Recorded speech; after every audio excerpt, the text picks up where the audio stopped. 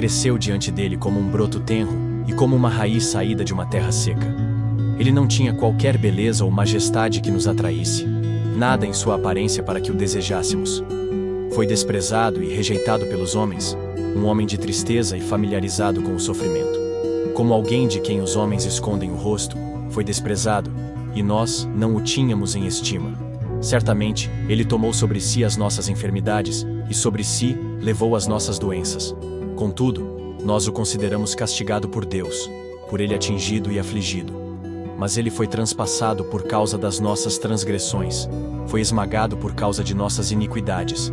O castigo que nos trouxe paz estava sobre ele, e pelas suas feridas fomos curados. Todos nós, tal qual ovelhas, nos desviamos.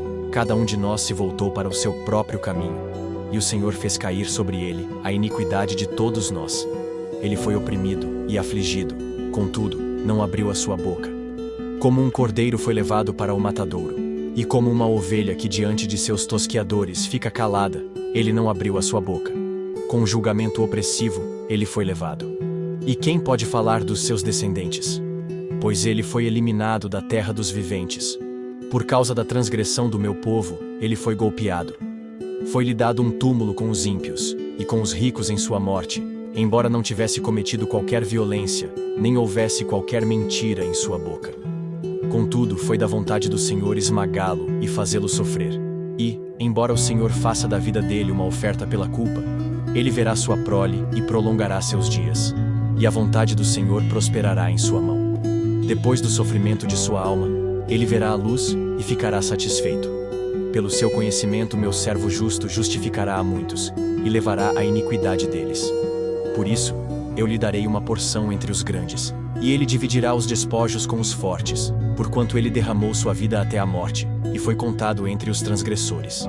Pois ele carregou o pecado de muitos, e intercedeu pelos transgressores, que sendo em forma de Deus, não teve por usurpação ser igual a Deus. Mas aniquilou-se a si mesmo, tomando a forma de servo, fazendo-se semelhante aos homens. E achado na forma de homem, humilhou-se a si mesmo, sendo obediente até a morte, e morte de cruz.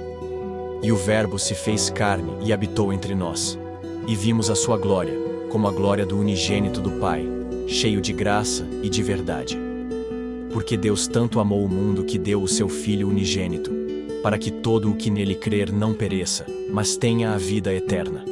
Pois Deus enviou o seu Filho ao mundo, não para condenar o mundo, mas para que este fosse salvo por meio dele.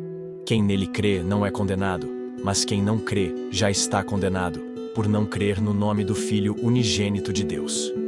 Este é o julgamento. A luz veio ao mundo, mas os homens amaram as trevas, e não a luz, porque as suas obras eram más. Quem pratica o mal odeia a luz, e não se aproxima da luz, temendo que as suas obras sejam manifestas. Mas quem pratica a verdade vem para a luz, para que se veja claramente que as suas obras são realizadas por intermédio de Deus. Disse-lhe Tomé: Senhor, não sabemos para onde vais. Como então podemos saber o caminho? Respondeu Jesus: Eu sou o caminho, a verdade e a vida.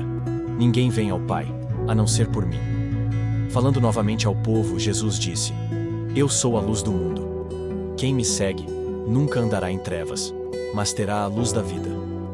Então Jesus disse aos seus discípulos: Se alguém quiser acompanhar-me, negue-se a si mesmo, tome a sua cruz e siga-me.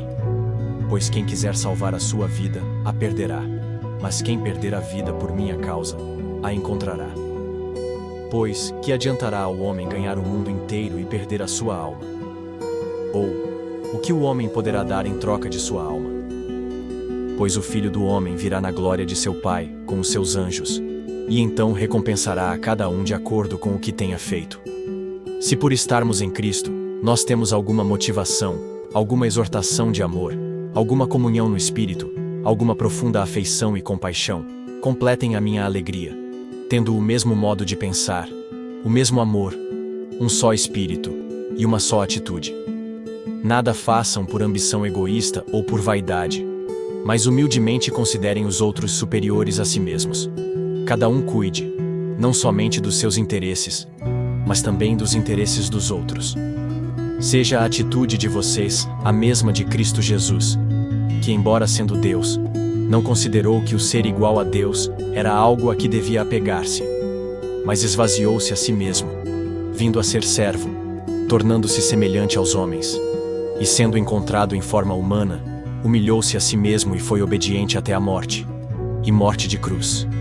Por isso, Deus o exaltou à mais alta posição e lhe deu o nome que está acima de todo nome, para que ao nome de Jesus se dobre todo o joelho, no céu, na terra e debaixo da terra, e toda língua confesse que Jesus Cristo é o Senhor, para a glória de Deus Pai. Vocês estavam mortos em suas transgressões e pecados, nos quais costumavam viver, quando seguiam a presente ordem deste mundo e o príncipe do poder do ar, o espírito que agora está atuando nos que vivem na desobediência.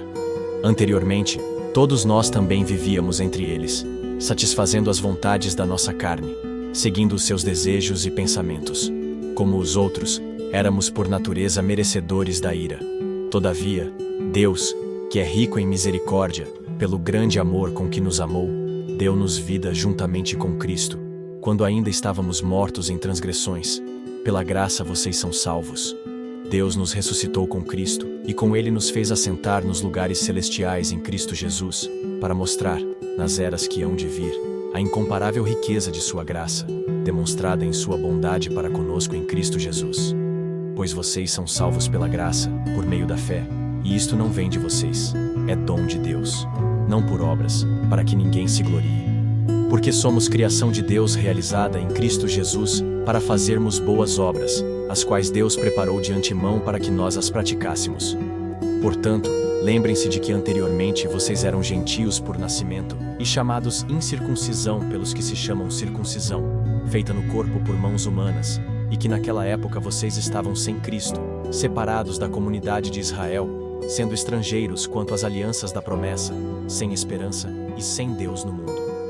Mas agora, em Cristo Jesus, vocês, que antes estavam longe, foram aproximados mediante o sangue de Cristo. Pois Ele é a nossa paz, o qual de ambos fez um e destruiu a barreira, o muro de inimizade, anulando em seu corpo a lei dos mandamentos expressa em ordenanças.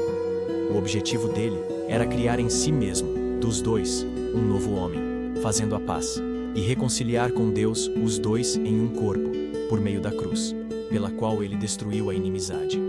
Ele veio e anunciou paz a vocês que estavam longe, e paz aos que estavam perto, pois por meio dele tanto nós como vocês temos acesso